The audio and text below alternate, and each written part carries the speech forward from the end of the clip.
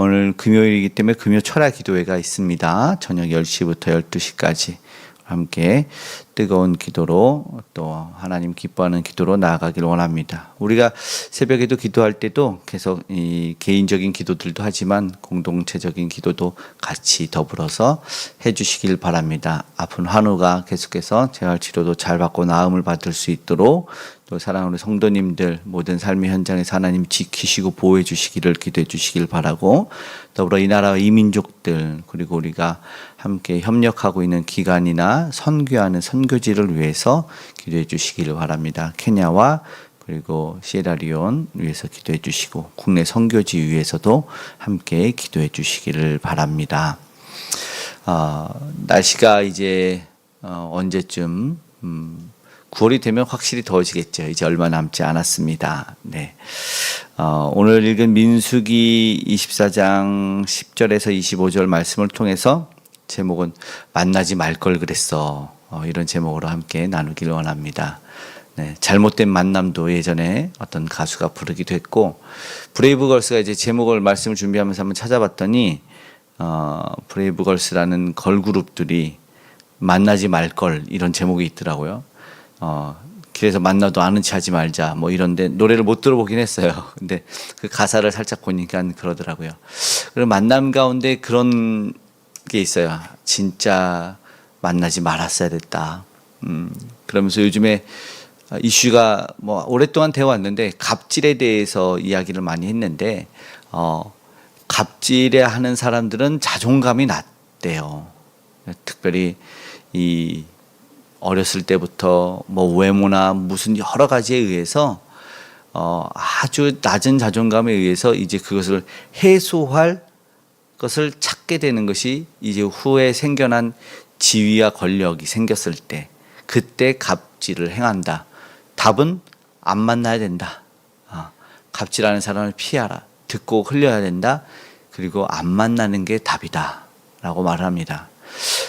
그러면 변화가 어려운 사람이 있다라는 것을 결론을 내는 것 같아요. 요즘에 이슈가 되는 그 갑질을 통해서 아주 많은 사람들이 피해를 보고 학대를 당하고 폭행을 당하고 인격적 모멸감을 경험하면 이게 참 어렵고 힘든 일이다 생각이 됩니다. 우리 안에는 주 안에서의 그 갑질은 당연히 없어야 되고, 주님의 이름으로 무슨 우리가 말할 때 꽃으로도 아이들을 때리지 말라 뭐 이런 말들이 있는데, 그 말들은 좋은 말 한다면서 내가 널 위해서 하는 말이야. 알지? 너 생각하는 사람 나밖에 없어. 이러면서 오히려 독을 내어주는 해를 끼치는 이들이 있다. 오늘 말씀 보면 사실은 그런 이야기가 나와요. 이제 세 번의 저주를 마친 이 발람의 축복을 듣고 저주를 하라 그랬는데 축복을 하니까 이 발락이 화가 났습니다. 얼마나 화가 났는지 모릅니다. 그러니까는 대노하죠. 우리말로는 극대노인데 이제 표현을 어느 정도 했냐면 여기는 손뼉을 치며 10절에 시작에 손뼉을 치며 내가 너를 부른 것이, 이제 너무 화가 나니까 이제 손뼉을 쳤다는 표현을 한 것 같습니다. 저주하라고 너를 불렀는데 너 어떻게 그들을 3번이나 축복하냐. 너 길 가라. 너 길 그대의 곳으로 11절에는 달아나라. 이걸 이제 뭐 좀 험하게 표현하자면 꺼져라. Get out of here. 나가버려라. 달아나. 네 곳으로 가라. 그런 거예요. 그래서 결론은 어떻게 됐냐면 25절에 발람이 자기 곳으로 돌아가고 발락도 자기 길로 갔더라. 헤어져 버립니다. 그래요. 그렇다면 지금 발락이 생각을 하겠죠. 돌아가서 야, 저주하라고 불렀더니 축복했어. 차라리 안 만났어야 됐는데, 딱 그 느낌이 드는 겁니다. 안 만나는 것이 그들의 입장에서는 상책이었을 텐데, 그런데 이게 보니까 이 결론을 그렇게 가고 있지만 문제가 뭐냐면 결국은 잘못된 만남이 이루어진 것이다. 그를 데려오기 위해서 이 막 삼고초려하듯이 더 높은 고관을, 더 높은 장로들을 보내서 데리고 왔단 말이죠. 그를 만나면 해결되는 줄 아는 것, 이것이 사실 우리 현대와 인간 사회에서도 벌어지는 큰 문제. 왜냐하면 사람들은 인맥 관리하라, 줄 관리하라, 어장 관리하라 이렇게 얘기를 합니다. 세상에서.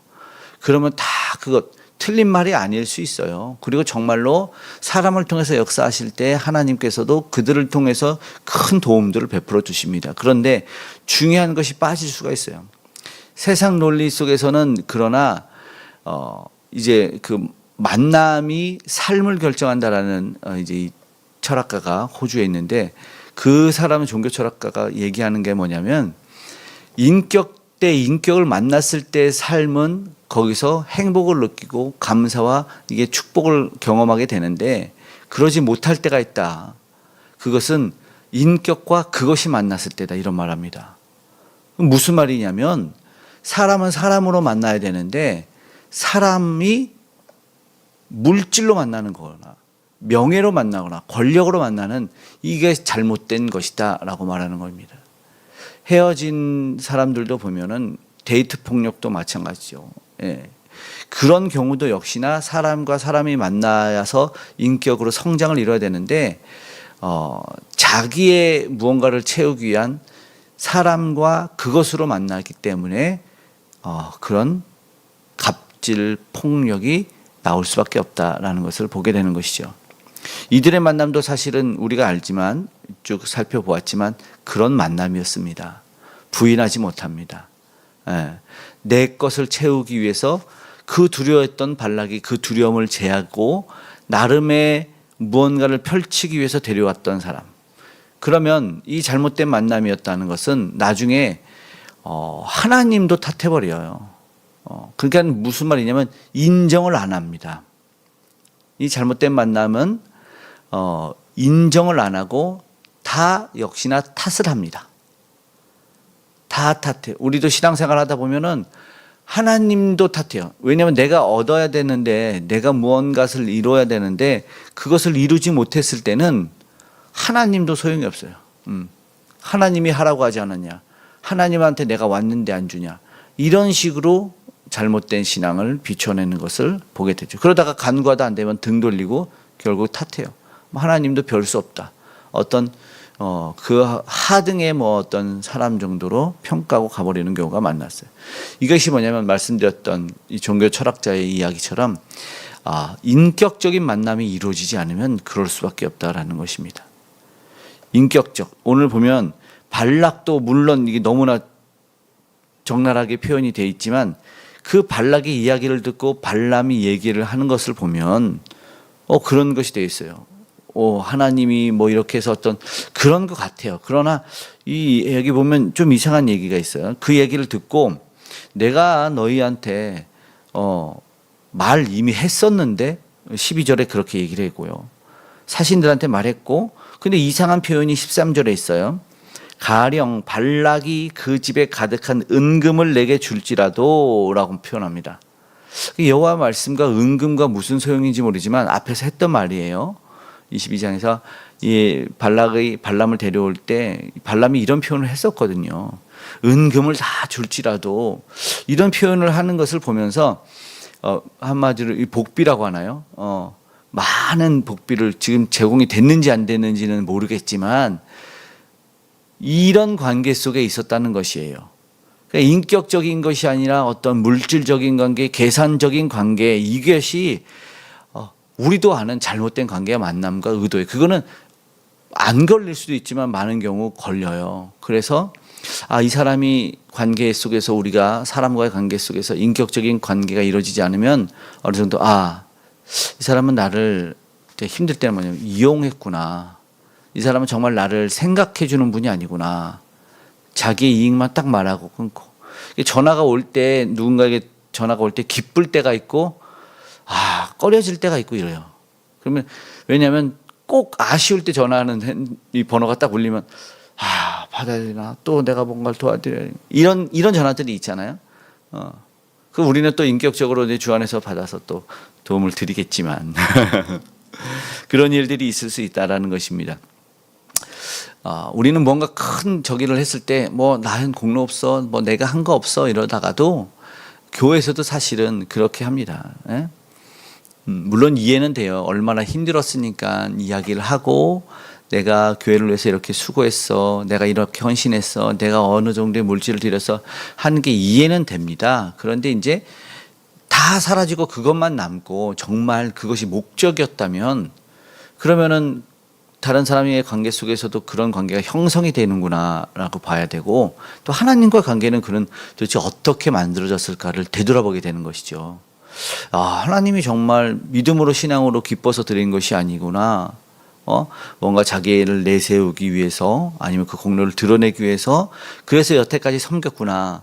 그러면 결과가 뭐냐면 문제가 생기는 거예요. 아까 갑질과 마찬가지예요. 내가 무언가를 했기 때문에 내가 무언가를 얻어야 되고 내가 인정받고 인사를 받아야 돼요. 이것은 잘못된 신앙으로 예수님이 경고하는 이야기도 합니다. 남에게 보이려고 기도하는 모습들, 그렇죠? 남에게 보이기 위한 신앙생활들은 그것이 드러나게 돼 있어요. 그러니까 정말 손해를 봤을 때 그렇지 나도 그럴 수가 있어라고 나가는 것이 아니라 왜 내가 힘들어야 돼? 왜 내가 손해돼? 너만 겪고 나는 못 겪고 이런 막 잘못되다 보니까 교회를 어지럽게 하는 일들이 생기게 된다는 것이죠. 이런 일들이 안 생겼으면 좋겠습니다. 안 생겼습니다. 그 뿌리가 무엇일까요? 그 속에는 무엇일까요? 잘못된 만남의 관계의 뿌리는 그 속에 아까 말한 것처럼 인격과 인격이 아닌 인격과 그것, 결국은 아까 말한 물질이나 명예나 어떤 권력이라면 그 속에 또다시 다른 해석을 하자면 욕망이죠. 죄로 말미암은 욕망이 그 내면에 존재하기 때문에 결국 그 욕망의 욕구를 채우기 위함이다 라고 볼 수 있는 것입니다. 그렇다면 오늘 만나지 말 걸 그랬어 이런 얘기가 사실은 안 나와야지요. 그래서 우리는 참 복된 만남들이 이루어졌으면 좋겠습니다. 특별히 어떻게 우리는 그런 복된 만남들을 이루어가고 이어갈 수 있을까 생각해보고 우리는 기도하기를 원합니다. 여기서 보면은 목적을 어떤 그것으로 하지 않아야 되는 거예요. 진솔한 하나님이 기뻐하는 그 만남을 우리는 추구하기 위해 애를 써야 된다. 그건 뭐냐면 기준 자체가 틀려요. 말씀드렸던 세상의 논리를 내려놓는 거죠. 세상의 기준을 내려놓는 것이죠. 야, 너도 받았으면 너도 줘야지. 예.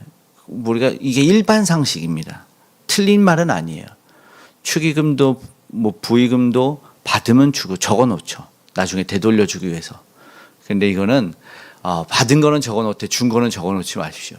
이게 성경의 논리입니다. 왜냐하면 성경에 주되 후히 주는 거고 그리고 내가 값없이 주는 거예요. 이게 성경의 사실은 논리예요. 내가 야, 저 사람은 내가 주지 않았는데 나를 줬네 라고 이야기했을 때 우리의 존재도 그렇지만 우리가 믿는 하나님이 높아지는 거고 우리는 주의 말씀을 실천하는 것이죠. 성경에는 계속 이렇게 나와 있어요. 계속해서 그렇게 줌을 베푸름을 거저받았으니 거저주라. 그리고 숯불을 모래 쌓아놓으라. 그리고 대신에 악은 갚는 게 아니에요. 악을 악으로 갚지 말아라. 로마서 13장에 분명하게 이야기를 하고 있어요. 내가 갚는 것이 아니다. 하나님이 갚는 것이다 라고 이야기를 하고 있죠. 그러나 숯불은 머리에 쌓아서 선은 행하는 것을 이야기를 하고 있다. 결국은 세상의 바른 논리, 과학적인 논리, 합리적인 논리가 믿음의 사람들은 동일하지 않다라는 것을 알아야 되죠. 하나님의 논리가 오늘 적용이 돼야 되고 우리는 그렇지 않을 때 주 안의 인격이 사라지게 될 것이고 그러나 주님이 기뻐하는 것을 말씀을 따라 행함을 이루어갔을 때는 우리가 다시 한번 주 안에 회복과 만남이 이루어진다는 것을 기억했으면 좋겠습니다. 하나님이 기뻐하는 대로 오늘 보니까 말씀 바로 하는 것 같아요. 여호와의 말씀대로 여호와의 말씀을 어기고 갈 수가 없었다. 13절에 나는 여호와의 말씀을 어기고 갈 수 없었다. 그리고 나서 하나님의 말씀을 듣는 자라고 또다시 예언을 하게 되죠. 16절부터 그래서 쭉 네 번째 예언 이야기를 하고 있습니다.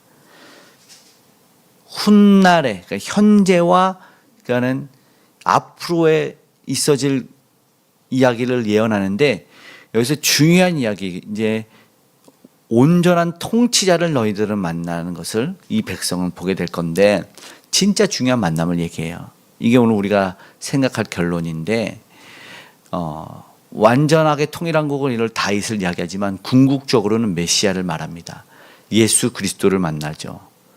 오늘 우리가 변하지 않는 그 갑질을 하는 사람이건 잘못된 만남이건 이 모든 것을 회복해 줄 진짜 참된 만남은 예수 그리스도와의 만남입니다. 그것도 인격적인 만남입니다. 주 안에서 주님이 나를 부르셨을 때 인격적 만남, 그분이 나를 찾아와 주셨고 그분이 나의 이름을 불러줬을 때, 그분이 나를 불러줬을 때 비로소 나는 꽃이 되었다라는 것처럼 주님을 만났을 때는 놀라운 변화가 일어납니다. 제자들은 배들을 버렸고, 그리고 마태는 관직을 버리고 일어나 따라갔고, 그리고 삭개오는 모든 것을 내어주고 완전한 변화된 삶을 보여줬어요. 그때의 모습을 보면 주님이 찾아주셨고 불러주셨어요. 삭개오의 만남은 인격적인 만남이죠. 삭개오야 어서 와, 나 너의 집에 거할 거야 라는 거죠. 요한계시록에도 말하죠. 문 밖에 서서 두드리는, 주님은 언제나 우리의 마음과 심령에 인격적인 만남을 원하십니다. 오늘 우리는 이 시간 기도할 때 마음의 문을 열고 주님과의 진솔한 만남을 다시 한번 회복했으면 좋겠습니다.